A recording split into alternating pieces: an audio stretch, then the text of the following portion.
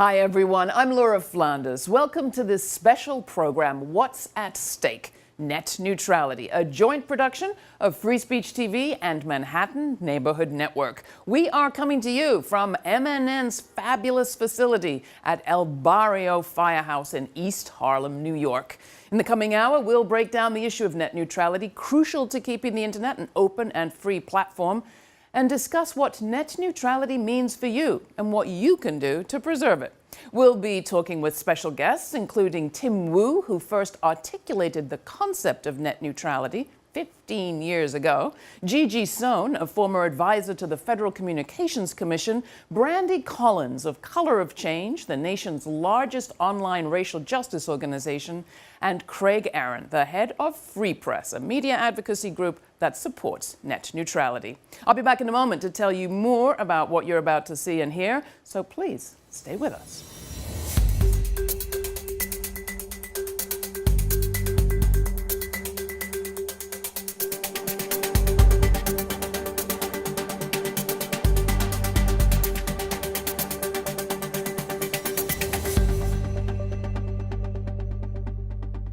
Before hearing from our guests, we would like to take a few minutes to bring you up to speed on what is now at stake with the issue of net neutrality. What exactly does the term mean? What are the current threats to a free and open internet? And what might happen if, as promised, Donald Trump's FCC overturns the rules that Barack Obama's FCC put in place just 2 short years ago? 2 years ago, the Federal Communications Commission changed its rules to prevent powerful companies from setting up a fast lane on the internet at the expense of citizens and consumers. Then Chairman Tom Wheeler. The action that we take today is an irrefutable reflection of the principle that no one, whether government or corporate, should control free and open access to the internet. But now, net neutrality, the idea that the internet should be an open platform where all content is treated equally, is under attack.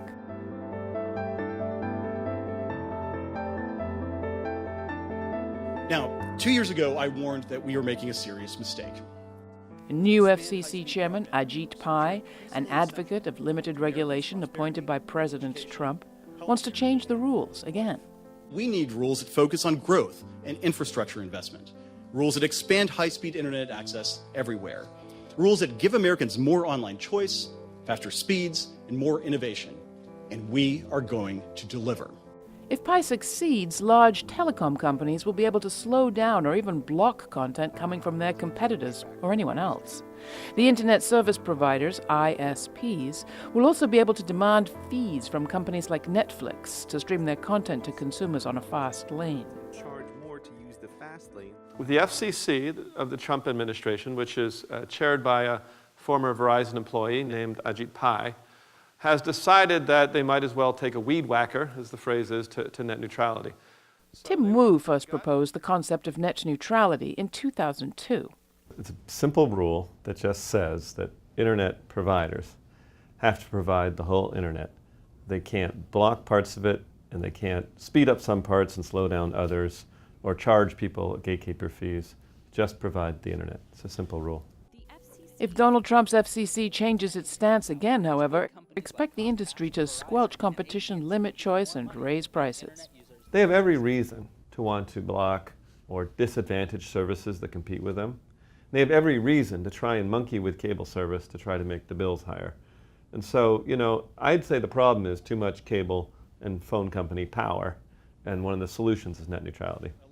But Chairman Pai maintains that such regulation is too onerous, stifles innovation and growth, and reduces investment. Reduced investment means fewer Americans will have high-speed internet access. It means fewer Americans will have jobs. And it means less competition for American consumers. The idea that that has prevented them from investing in what is an incredibly profitable product is frankly ridiculous and is just one of the largest red herrings out there. Rashad Robinson is the executive director of Color of Change, the nation's largest online racial justice organization. Well, Chairman Pai has been going on and on about how investment is going to go down as a result of Title II net neutrality rules. But in fact, we've actually seen the opposite. Look, we fully support the net neutrality rules. Industry representatives such as Craig Silliman in this Verizon video say they simply favor a different approach. The FCC is not talking about killing the net neutrality rules, and in fact, not we nor any other ISP are asking them to kill the open internet rules. All they're doing is looking to put the open internet rules in an enforceable way on a different legal footing. Timothy Carr is Senior Director of Strategy at Free Press, a public interest group that supports net neutrality. To say that you're in favor of net neutrality but not in favor of the rules that make it a reality is sort of akin to saying you're in favor of free speech but you don't support the First Amendment. When they say they favor net neutrality but they don't like the rules, it's like saying I like the beach without water and sand. No industry representative would speak to us on camera, but Amy Schatz, a spokeswoman from the trade group U.S. Telecom, sent a statement. ISPs support net neutrality rules that are both pro-consumer and pro-innovation. They support rules that will encourage investment, not discourage it. ISPs are ready to work with all sides on bipartisan legislation that will erase any uncertainty about the FCC's ability to enforce pro-consumer net neutrality rules and bring this long-running debate to a close. Well, it is like deja vu. And before 2015, we fought this battle in 2010. Before 2010, we fought this battle in 2006. So here we are again in 2017 fighting the same battle. Without net neutrality rules and regulations, there'll be nothing to stop ISPs from doing whatever they want, including stifling speech and opinions they oppose. Net neutrality is also a free speech policy, is also a policy that forces the network to be more open to different viewpoints. And so politically, if the carriers can block certain sites or viewpoints, they have a lot more power over controlling discourse in this country. When you had people that have been traditionally shut out from opportunity, and as they get onto the platforms that have provided so many others opportunities, if those platforms are no longer as open, if those platforms are no longer as powerful, what you are doing is taking away their ability to be able to be equal, have equal footing. Net neutrality is meant to benefit the internet and the economy broadly, not just the broadband industry. The FCC needs to consider its impact on consumers and citizens, particularly since most of us have access to just 1 or 2 companies for residential service and only 4 big operators for wireless. There's one problem for these large companies, and I'm talking about Comcast, AT&T, and Verizon, is that there's this rule called net neutrality which says that they cannot mess with the content that flows over that pipe. They hate that. Who controls what information we get not only controls the future of media, but at the heart of it really controls the future of our democracy. So the battle is joined again. If the FCC overturns net neutrality, the real losers will be all Americans because there will be fewer choices, fewer voices, less innovation, and higher prices in our internet future. The future of whether or not citizens are informed and educated about the world around them and can make the type of clear-minded and informed decisions that make a society stronger. I'd encourage people to do as much as they can, and I have been impressed. Like, people have camped outside the FCC and beaten drums. So there are a lot of people, particularly geeks, who just get into this issue. But collectivism doesn't hurt. That's what I think. We really do encourage people to go beyond the so-called collectivism of simply doing things online and talk to members of their community, see whether there are any organizing opportunities nearby. Go and support the organizations like Free Press, like Fight for the Future, like EFF, like ACLU, that are doing a lot of organizing on this issue. We need to be thinking about this as an issue of values, about who we are as a people, how we think about our democracy, and how we think about all of our voices being heard. Welcome back. Tim Wu is a professor at Columbia Law School, contributor to the New York Times, and author of several books, including most recently, The Attention Merchants, the epic scramble to get inside our heads. He is also, as you just saw in our taped segment there, the man who actually coined the phrase net neutrality. Welcome, Tim. Glad to have you. Sure. Before we get to all of that coining, you're a super serious contributor to the New York Times and law guy, but what's your favorite show that streams online? Oh, my favorite show that streams online. So what I do. Favorite thing on the internet? What do you love best about the internet as it is now? I will concede that I have the following thing. Actually, it relates to shows. Okay. If I watch any TV show, and I just watch them for any time, like I could watch The Wire now. I don't care if they're new or not. I will spend forever reading the reviews, the recaps, everything anyone has written about the show. I spend more time reading about shows than the shows themselves. So the net has really liberated the world of reviewing as far as you're concerned. For some reason, I just want to know what people had to say and whether they noticed the same thing I did. And you know, like professional reviewers, they just write, oh, it was good or bad. Yeah. But you know, internet people will be like, did you notice that she was wearing a red shoe in the first sequence and then wasn't over there? And I'll go back and watch it. So I'm like completely obsessed. All right, so you are a net stuff. nerd, obviously. Yeah, unfortunately. Let's talk about what it was that spurred you to write your landmark paper about what you were calling then broadband discrimination. That's true. Back in the early 2000s. 2 titles, Net Neutrality, Broadband Discrimination. Didn't know it would turn on. I wrote that paper when I was fresh out of Silicon Valley. I'd been in the industry for a couple of years, and I kind of could see what was coming because I had sold the stuff that was designed to filter, to set up the fast lanes, set up the slow lanes. I was trying to sell that stuff on the corporate side, and I was trying to say to everybody, you know, this is going to be bad. Because I'd kind of seen, I was a programmer, I liked the internet, and I was like, the cable companies, the phone companies are going to sell this, and they're going to try and filter and block the internet.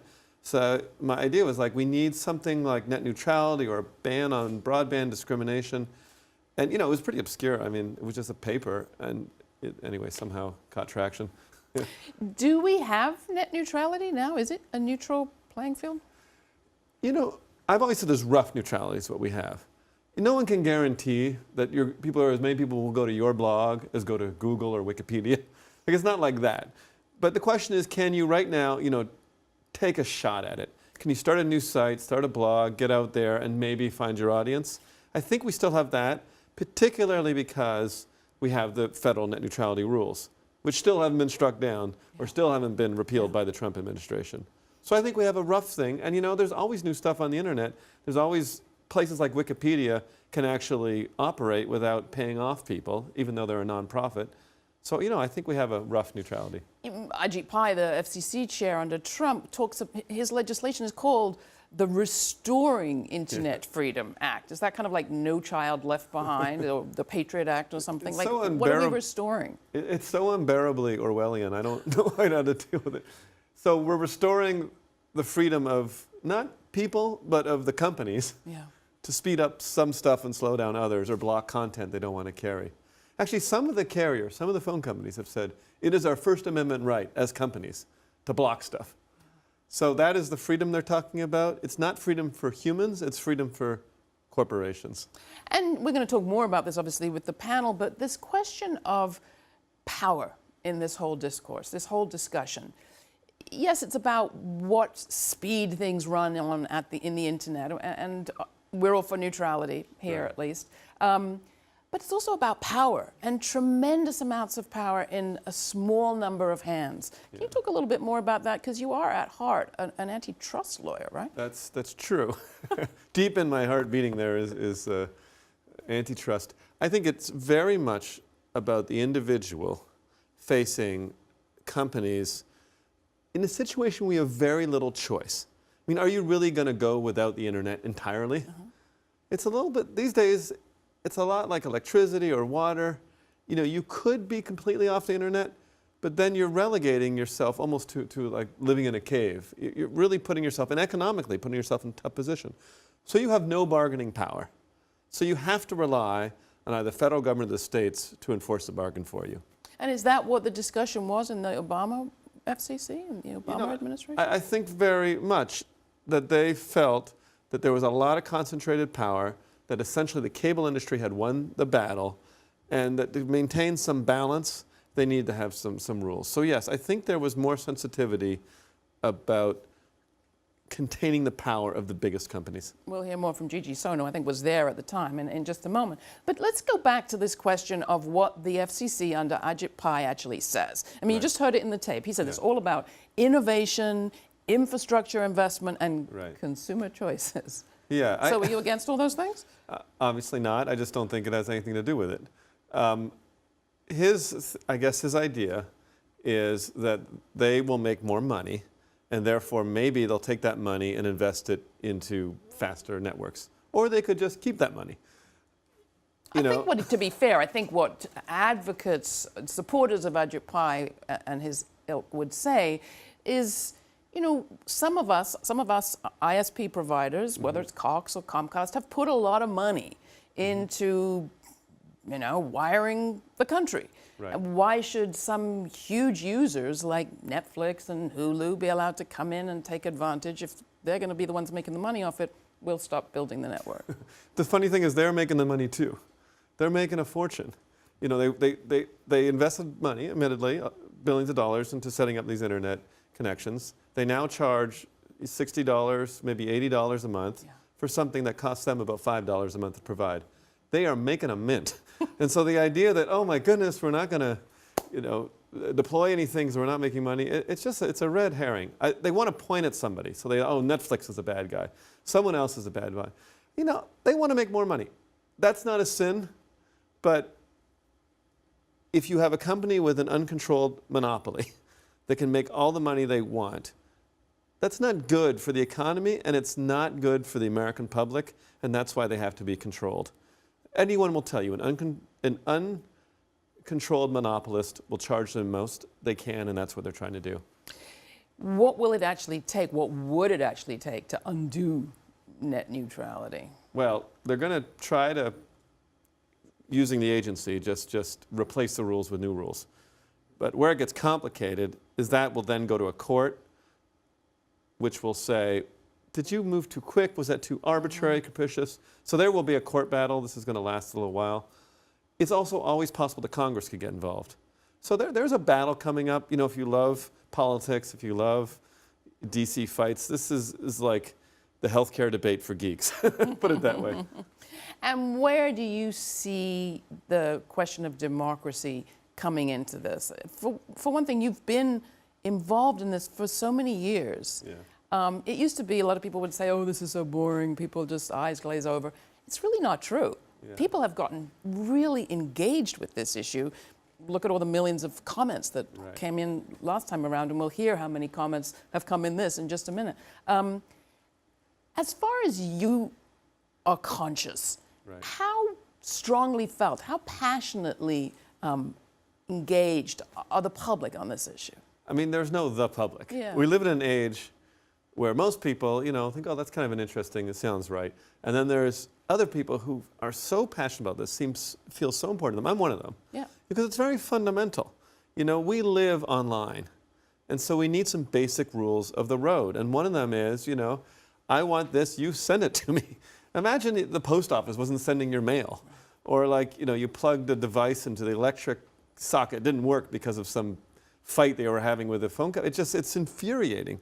So there's a part of individual freedom that is really strongly connected to net neutrality, and also a sense of opportunity that maybe with this universal network, anyone kind of gets their shot to communicate with anyone else. And I feel like no one really wants the phone and cable companies messing with that. It gets back to a very traditional American concern with the railroads, with the canals, with the streets, that they treat everybody fairly. And that's why I think it strikes a nerve. Is that where we get into that whole Title I, Title II question? Maybe. I mean, what the Obama administration did finally was to say, we got to treat this as a public utility. I mean, that's what Title II means in the jargon. It's a public utility. It's an essential. Everyone needs it. It needs to get to everybody fairly. And Congress, back in the 30s, set up rules for this. And that's what the phone and cable companies hate, because they don't want it recognized. They want to say, we're not public utilities, we're just these small little companies trying to do some stuff, but they are no longer in that position. When we come back, we're going to talk more about the role that this agenda item plays in the Trump administration's larger agenda, as far as that can be ascertained. To just touch on that, what piece do you think this is to the bigger picture? I actually don't know if the Trump White House is particular. They're dealing with Russian investigations, all this kind of stuff. I don't know if this has ever really reached the level of consciousness in the Trump administration that's a priority. I think there's this fellow, Ajit Pai, who was a former Verizon employee. He's got his chance to do something. There is a chance that, if people make enough trouble, the Trump administration will be like, or Congress will be like, what is this? why are we doing all this on behalf of cable and phone companies when nobody seems to support it? All right, we'll be right back in a moment with more from Tim Wu about what is at stake in this ongoing battle to preserve net neutrality and a free and open internet. Stay tuned.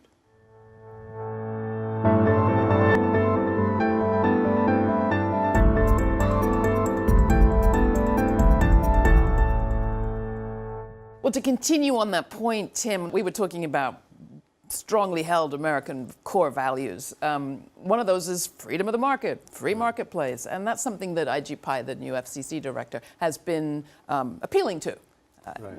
Is the market functioning? I mean, he says it's functioning to make sure there is no abuse, so we don't need legislation. Right.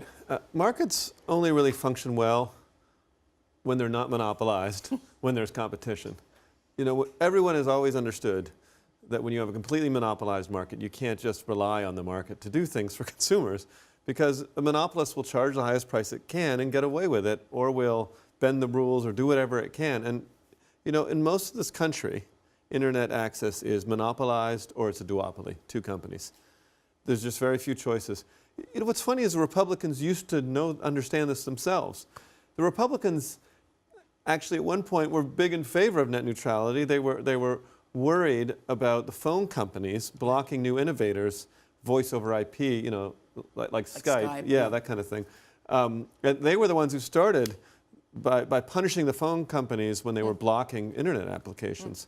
So the internet as we know it has grown up under government supervision because of the problem of monopoly. So to say the market is going to suddenly magically take care of things is actually just a carte blanche for unrestricted pricing. And is there evidence of abuse of those ISP providers, those internet service providers, manipulating download speeds and streaming speeds to get what they want? Well, let me tell you, in 2012, the cable companies, led by Comcast, kind of figured out a loophole in the net neutrality rules.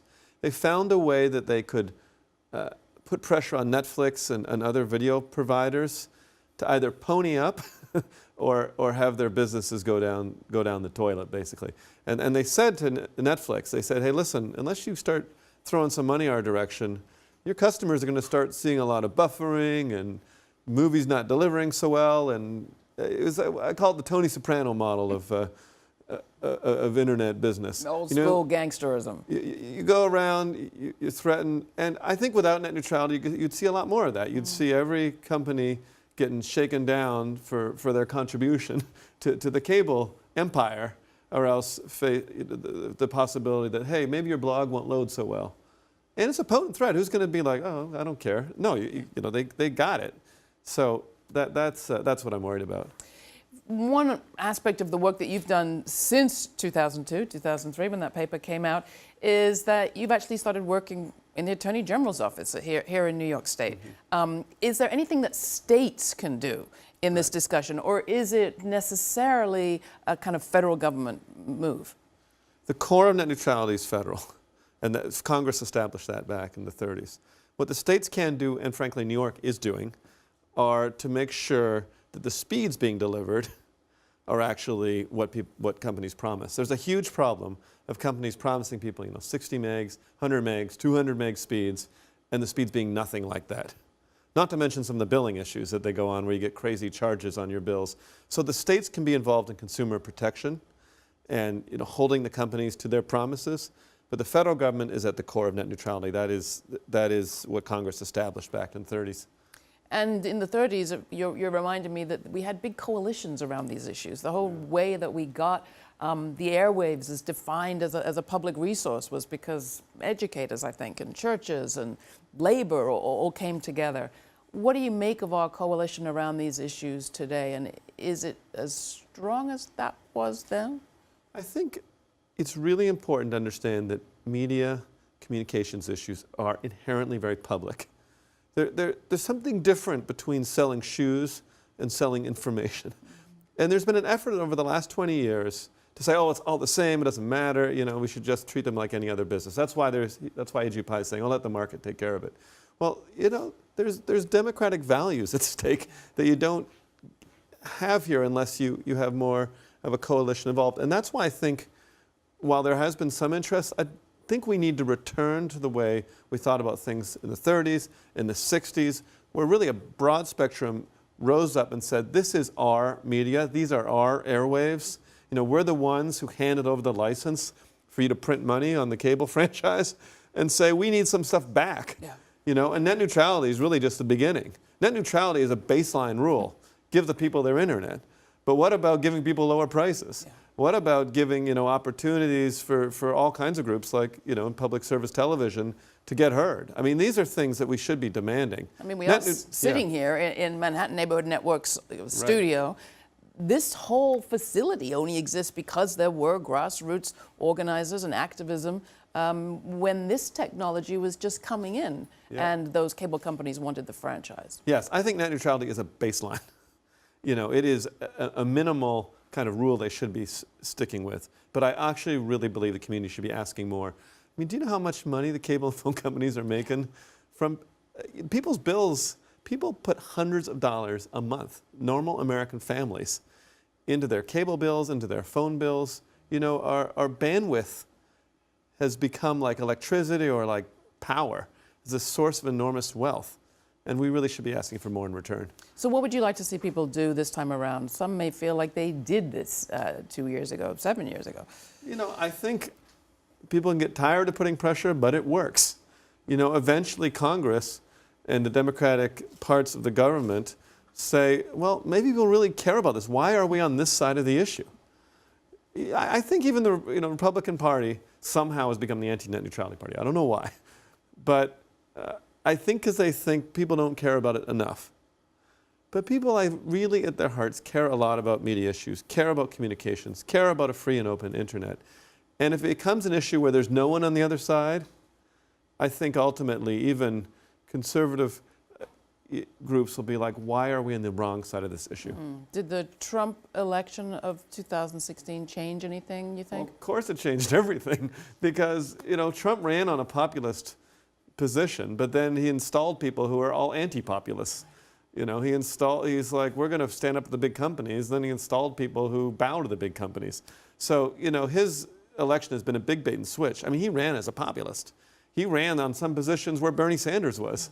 And then he's delivered has been absolutely just the far right wing of the Republican Party. So that's what I'd say about that. Will you ever run again? You did run for Lieutenant Governor 2014 with Zephyr Teachout, a Bernie Sanders type candidate.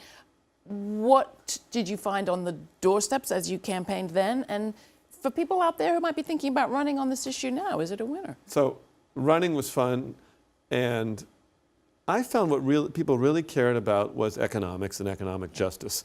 They cared about their bills being too high. They cared about rent being too high. Half the time I felt like I was running against Time Warner Cable.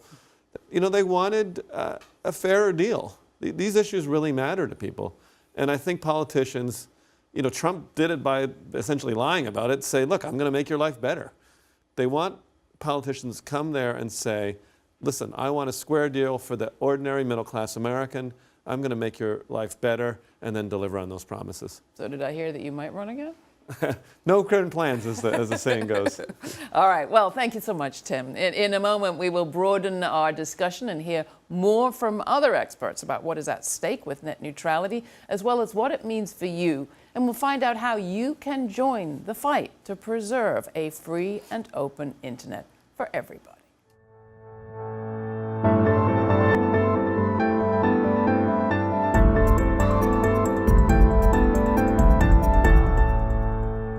Welcome back. I'm joined now by three other prominent advocates for net neutrality. Gigi Sohn is former advisor to the chairman of the Federal Communications Commission.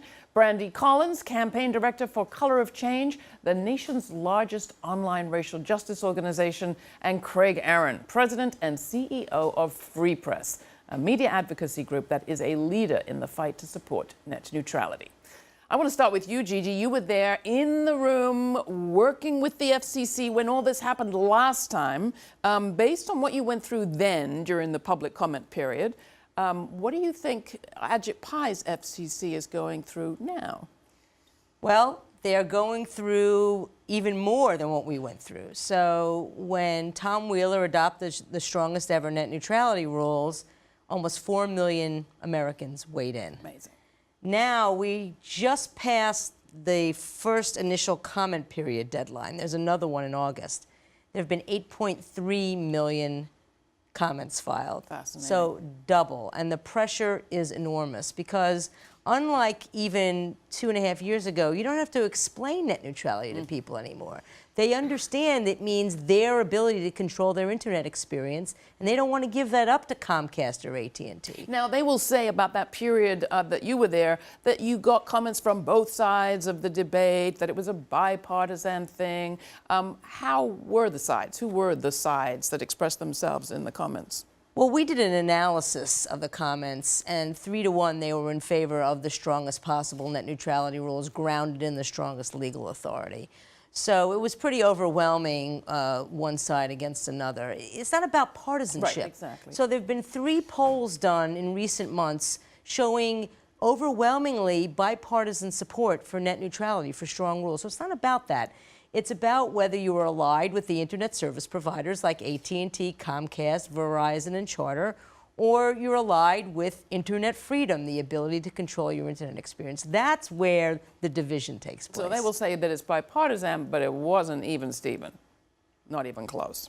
Oh, it wasn't even close. There were far more in favor of net neutrality than against it. It didn't matter what side you were on. If you were in favor of the strongest possible net neutrality rules, that was 3-1 in favor of the strongest possible net neutrality rules. And were you involved in all this at that time, Brandi? Was Color of Change? Yes, Color of Change has been involved in the net neutrality fight for, I think, about 10 years, ever since the genesis of Color of Change in the aftermath of Hurricane Katrina. Color of Change is an organization that is built on the principle of internet freedom, the ability to speak truth to power, to organize for equity, and the ability to reach and build community across time and geography via the internet. So it's been extremely important to our fight, and we've been heavily involved. The first time around, we submitted about 100,000 comments. This time around, we continue to submit comments as well as personal stories that we've collected across the country. So let me ask you to sort of develop that a little bit. I mean, we describe Color of Change as the nation's largest online racial justice organization. Is this a racial justice issue, people might ask? Net neutrality is absolutely a racial justice issue. When I think about some of the things that we've seen around organizing, around Black Lives Matters and other issues over the last couple of years, it's absolutely been powered by the internet. It's been powered by this ability to challenge predominant media narratives. One stat that we often talk about is that when Ferguson Summer was happening and people were organizing on the ground, it wasn't being covered by CNN or any of the major news outlets. It took 1 million tweets and video from on the ground before it actually started getting covered as a news story. That ability for us to organize and challenge those media narratives has been crucial to racial justice in the 21st century. And is this where you came into this fight as a telecom law advocate and No, actually, I came in, well, I started at Center for Media Justice, which is another organization that's been at the forefront of this fight around net neutrality and media justice. And when I came in, I was this sort of plucky lawyer masquerading as a communications person that had no idea, like, what is this? That's how Gigi came in, yeah. I just want to be able to, like, look at YouTube or whatever in peace. What does this have to do with anything?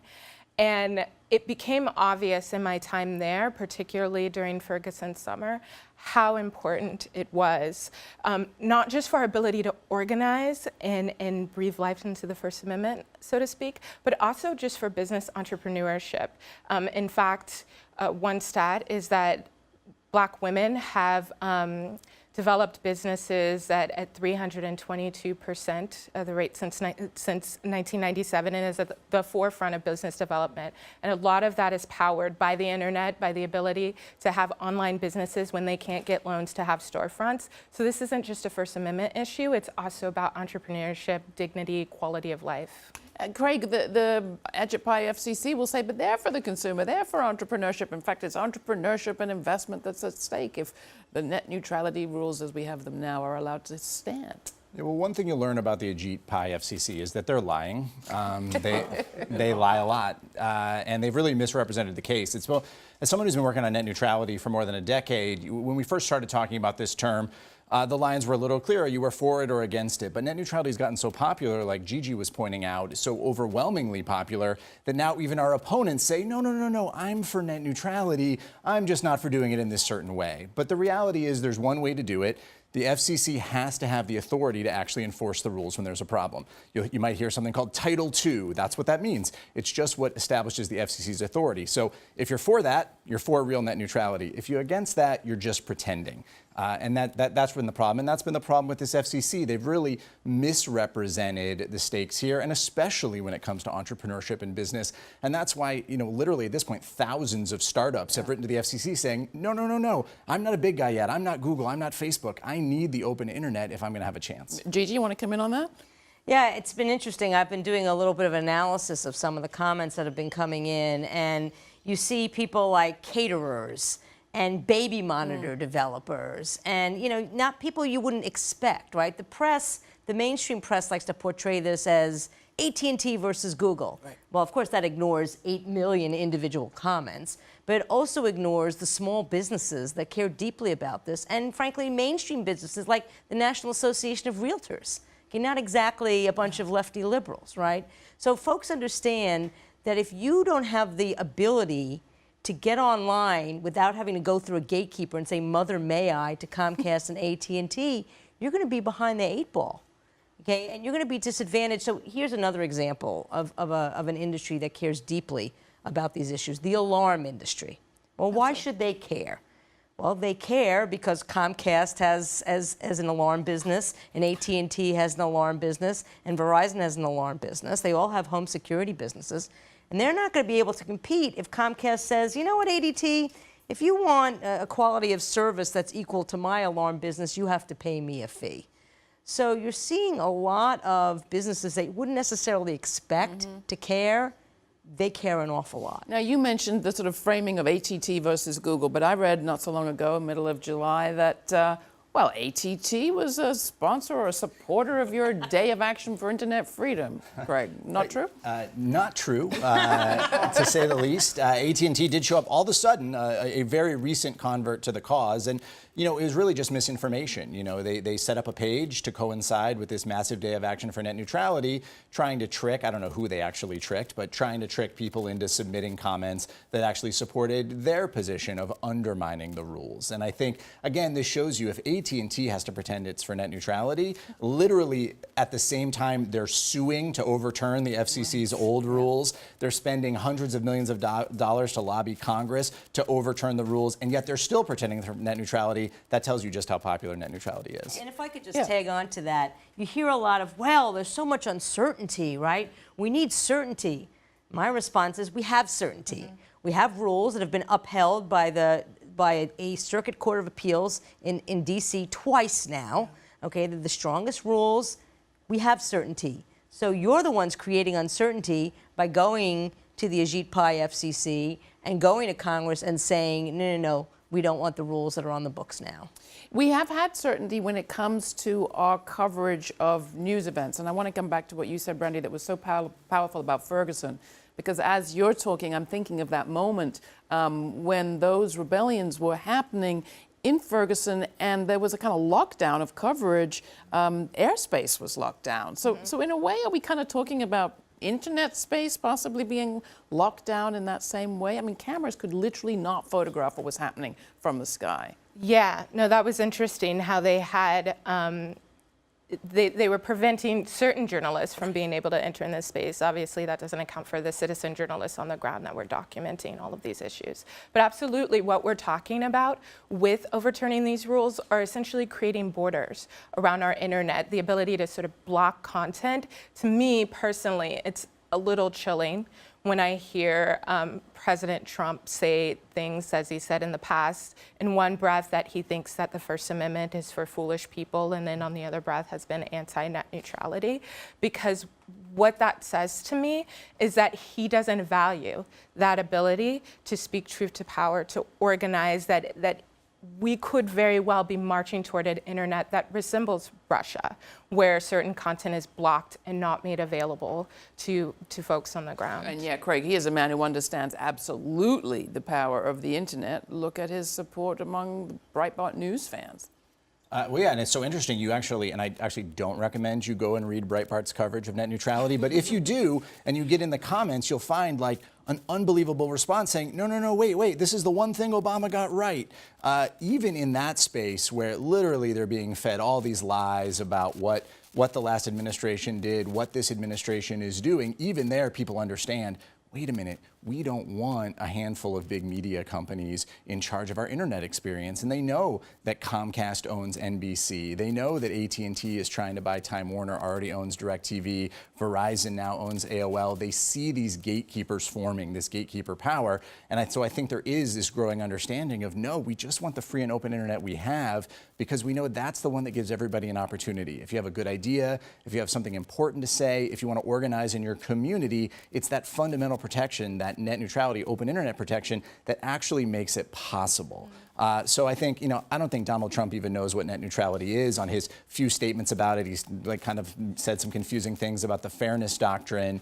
But there's no question that the powerful lobbies in Washington are trying to take really advantage of the chaos of the Trump administration and one-party power in Washington to just push forward whatever they can. And that's why they've been huge donors.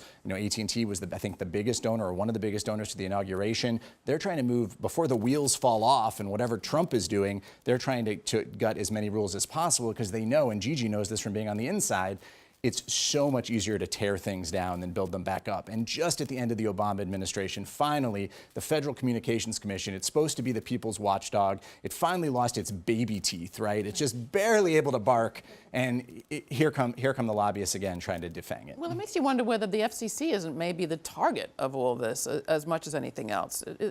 Am I wrong in being suspicious that this is really about taking down a federal watchdog, if you will? Oh, that's exactly what this is all about. Okay, there's a lot of focus on the net neutrality rules, which obviously are incredibly important to preserve, an open democratic communication system. But what this is really about for the folks that are looking at repeal and pushing repeal is turning the FCC into nothing more than a spectrum management agency. So this legal grounding that we keep talking about, this Title II, allows the FCC to protect consumers from fraudulent billing, protect consumers from, prices that just skyrocket, protect from things like privacy violations, okay? So that's what Title II does. It also is the legal grounding under which the Lifeline subsidy, which gives a small amount of money monthly to poor people to get broadband. It's now a broadband program. It undergirds that as well. So there are a lot of things that Title II allows the FCC to do. So if you take away that legal authority, the FCC all of a sudden has no oversight whatsoever over broadband internet access. And my thought is, how can that be? The FCC was set up in 1934 to oversee communications networks. How can it be that in 2017 they would have no authority, no ability to oversee the most important network of our lifetime? It makes no sense to me, but that's the ultimate goal. You put your finger on it. Do you want to add anything to that, Brandi? Yeah, I think about, as Gigi was talking about, the history of the FCC and what it's meant.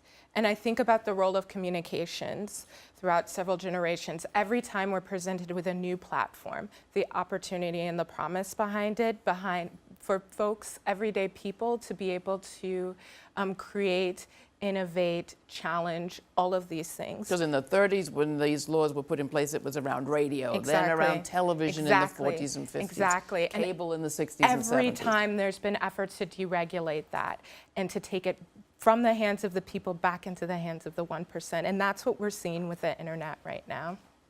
Anything you want to add on that part of it, Craig? Because I want to talk more when we come back actually about Lifeline in case people don't understand how that's related to this. I think it's an important piece, but just before we go to break. Yeah, well, I think Brandi raises such good points about just the gatekeeper power. And this is the fight that's happening among big media companies right now. They're all trying to position themselves to get in front of that connection that goes into your house. They want to be the one who get to pick and choose which sites are going to work, which services, who can they favor, and who has to come to them to ask for permission if they want to innovate. With net neutrality, that doesn't exist. You have a good idea, try it out, find an audience. Without it, suddenly you have to go and take your idea to AT&T, Verizon, or Comcast, probably offer them a piece of it, negotiate with them, and then all of a sudden, it's not what's the best service, what's the best idea, it's what fits in with their business plan. And suddenly you take this amazing free and open internet that we all treasure, and it starts to look a lot like cable television, where somebody's picking and choosing the channels for you and putting them on the tiers that they decide, and really taking that control away from the user, which is what has made the internet so unique. Why do I keep thinking, if you like what corporate-controlled politicians did to voting rights, you're going to love what they do to free speech? We're going to take more when we come back. We'll be back with the rest of our discussion in just a bit. You are watching What's at Stake, Net Neutrality, a joint production of Free Speech TV and Manhattan Neighborhood Network.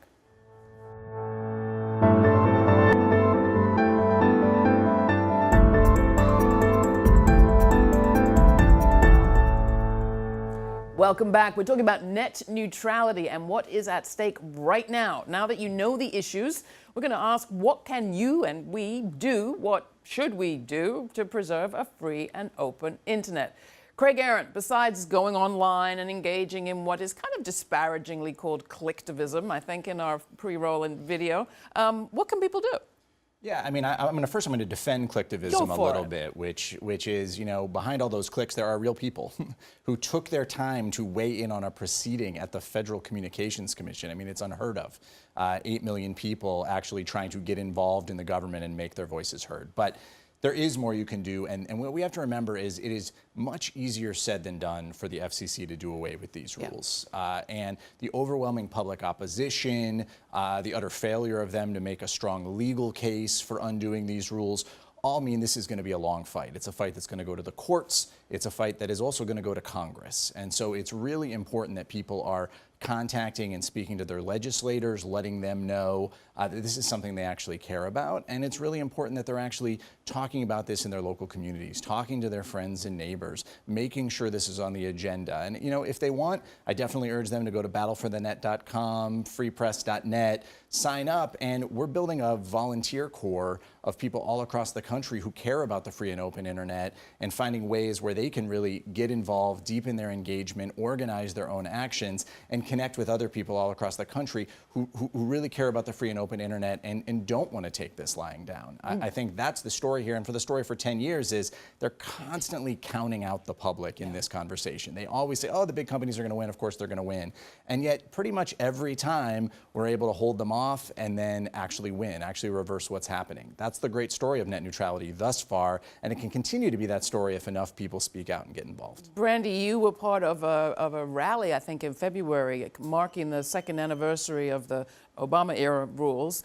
And somebody there made the point that this was the second anniversary of the free open internet rules, but it was the 5th anniversary of the killing of Trayvon Martin. And you've made that connection, but you've scored a lot of victories at Color of Change in those 5 years. You want to count this amongst those, I'm imagining. How can people join with you?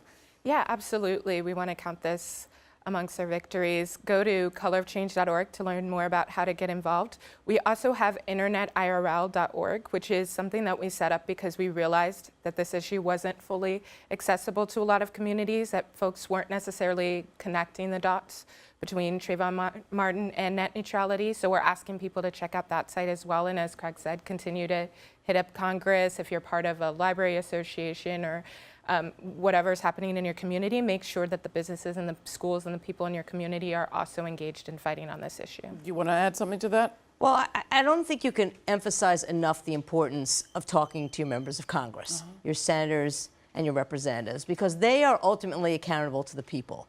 So several months ago, Congress, in my opinion, wrongly and foolishly repealed online privacy rules that we adopted when I was at the FCC. And they did it using a process that was very quick. And we came awfully close to winning in the House, but the leaders there sped it up so that they would lose.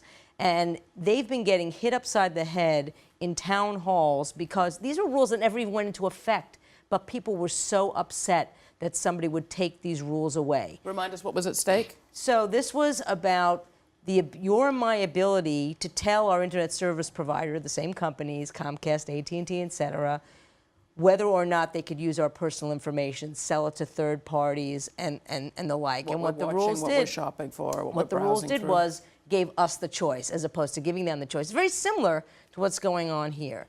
And a lot of members of Congress have buyer's remorse, and that was not bipartisan. That was almost entirely Republicans voting for repeal with a handful of exceptions, and Democrats voting against it.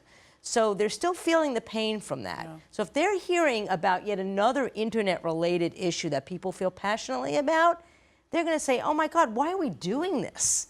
And maybe they tell Chairman Pai, why are we doing this? Yeah. Do we really need another issue on top of health care and privacy to go to the polls in 2018 that consumers are going to be angry at us about? Well, you mentioned healthcare, and that takes me back to that question of Lifeline, which I do want you to explain to our viewers. Lifeline is a service that is literally a lifeline for lots of low-income people in particularly rural areas who don't have access, in some cases, to medical services without their access to the internet. Correct. That's at stake here, isn't it? It's huge. So Lifeline is a subsidy, a monthly subsidy of $9.25. Say that again, just in case people didn't catch it. So Lifeline is a subsidy that individuals get of $9.25. $9.25. Okay.